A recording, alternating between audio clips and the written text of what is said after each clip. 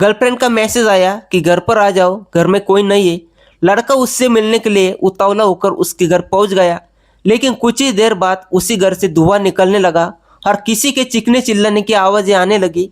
पड़ोसियों को शक हुआ तो उन्होंने पुलिस को फ़ोन किया। जब पुलिस मौके पर पहुंची तो घर के अंदर उन्हें एक जली हुई बॉडी दिखाई दी, जिसके हाथ पैर कुर्सी से बंधे हुए थे। वो बॉडी उसी बॉयफ्रेंड की थी जिसे उसकी गर्लफ्रेंड ने जिंदा जला दिया था। यह मामला बेंगलुरु का बताया जाता है, जहाँ रहने वाली 27 साल की प्रेरणा ने अपने बॉयफ्रेंड किरण को घर बुलाया। दोनों की मुलाकात 2 साल पहले राजाजी नगर के पास एक टेलीकॉम कंपनी में हुई थी, जहां दोनों सेल्स एग्जीक्यूटिव के तौर पर काम करते थे और धीरे धीरे इनकी दोस्ती प्यार में बदल गई।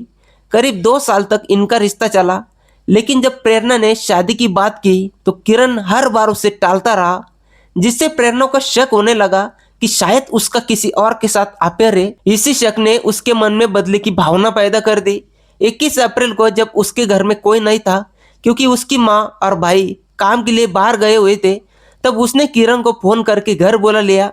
किरण उसके पास पहुंच गया और दोनों के बीच सामान्य बातचीत होने लगी। थोड़ी देर बाद प्रेरणा ने कहा कि वह उसे एक सरप्राइज देना चाहती है और एक वेस्टर्न चाइल्ड रोमांटिक प्रेम भी करना चाहती है। उसने एक कुर्सी लाई और धीरे धीरे किरण को उस कुर्सी पर बैठाया ताकि उसे कोई शक न हो। उसने माहौल को सामान्य बनाए रखा और पहले से तैयार रखी हुई रस्सी निकालकर उसके हाथ पैर कुर्सी से बांध दिए। फिर उसकी आंखों पर पट्टी बांध दी। किरण को लगा कि यह सब किसी रोमांटिक खेल का हिस्सा है, इसलिए उसने कोई विरोध नहीं किया, लेकिन वो पूरी तरह अनजान था कि आगे क्या होने वाला है। प्रेरणा ने पहले से ही केरोसिन और पेट्रोल मिलाकर एक बोतल में रखा हुआ था और अचानक उसने वह तरल पदार्थ किरण के ऊपर डाल दिया और माचिस जलाकर उसे आग लगा दी।